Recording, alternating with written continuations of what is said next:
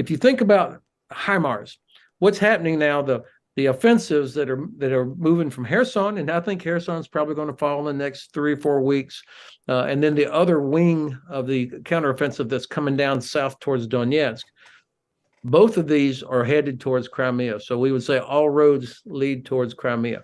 And once they get HIMARS in range of the Russian bases inside Crimea, then I think it's just math after that. My word. Let me ask you first about Russia's accusation that the Royal Navy attacked the Nord Stream underwater gas pipeline and talking about retaliation. The Kremlin is calling this an act of terrorism. We're used to, inflated and false claims from the Kremlin. What do you make of this? Well, this is another one of those inflated false claims. It's like the whining that comes out of the Kremlin is incredible for a world superpower. The amount of whining about all manner of things, and they're shooting in every different direction in order to distract or confuse us, almost to numb us to all of these various false claims. And I guess the speculation, the worry, is that these claims are a precursor to some sort of real action, maybe some sort of escalation by Russia, and that will be the case again, I guess. Well, I think in the past I would have been more worried, but because of what the United States and the UK and other countries have done in terms of sharing intelligence here over the last several months, the Kremlin has been exposed so many times that they just have zero credibility when it comes to any of their these sort of claims. I mean, nobody believes anything that comes from them anymore. Now, what about the blockade of the Black Sea ports by the Russian naval forces? And Vladimir Putin told the Turkish leader Erdogan today Russia might consider letting grain exports resume. I wonder what your thoughts are on that. I mean, since the Russians withdrew their recognition, their support for the deal to allow food shipments through, nothing has really happened. How do you see this playing out? Well, of course, this is Russia using every possible bit of leverage they can, whether it's gas or in this case food, that affects millions of people in Africa and Asia. I think Turkey has the critical role here.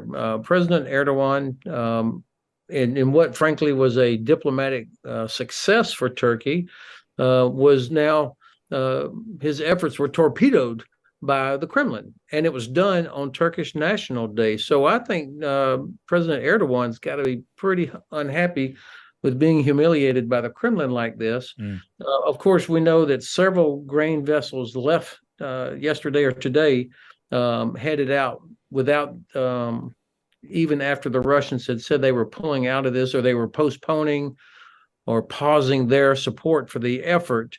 Now, what I've tried to figure this out, and it looks like these were ships that had already been inspected. I can't confirm that, but they were already inspected. So the Russians, if the Russians had tried to stop them after inspecting them, that would have been quite an embarrassment for them. At the end of the day, the Russians can't stop these vessels. And I think Turkey and Ukraine and actually the United Nations are calling their bluff. I mean, the Black Sea Fleet is hiding around Sevastopol because of what Ukraine has been able to do with anti-ship missiles, and now, of course, what we just saw, different types of drones. It's fascinating to see the Russian Navy, the supposedly Russian Navy, forced onto the defensive in this way. Now, we know that Russia has not been above using certainly food supplies to the hungry, and also worries about migration as a weapon of war. And I know, Ben, you have been concerned about the use of migration and migration flows as a weapon by Russia. Tell us more about that. So it was actually General Breedlove, former SACEUR, who I first heard use the phrase weaponization of refugees, which is what Syria, with Russian support, was doing by using chemical weapons against their opponents inside Syria, putting millions of refugees on the road towards Europe. And now, of course, what they're doing by attacking what the Russians are doing by attacking the power infrastructure across all of Ukraine, I mean, specifically targeting the power generation capabilities, making Ukrainian cities less and less inhabitable as winter approaches. Potentially, you're looking at another 1 or 2 million Ukrainian refugees going into Europe.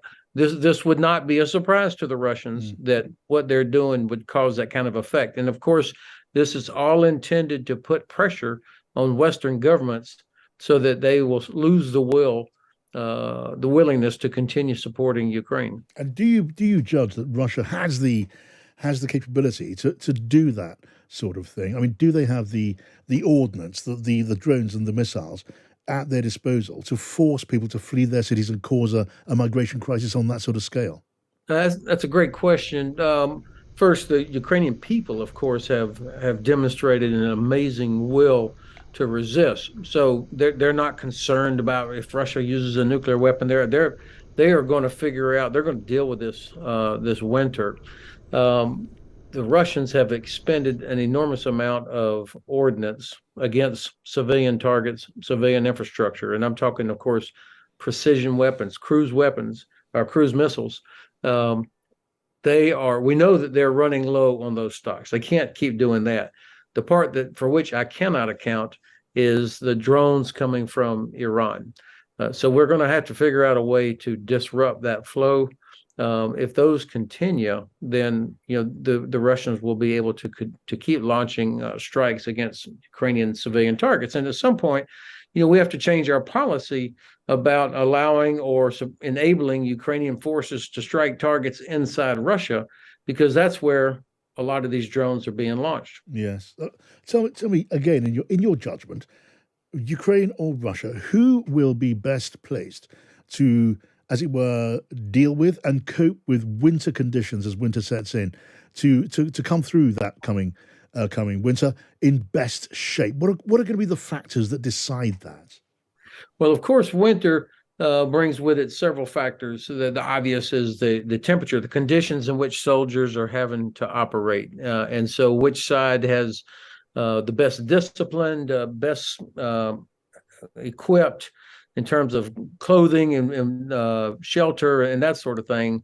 So those soldiers will do better. And as I think about the very unlucky hundreds of thousands of Russian men who have been mobilized in the last several weeks, you can be sure they're going to show up without all the proper winter kit.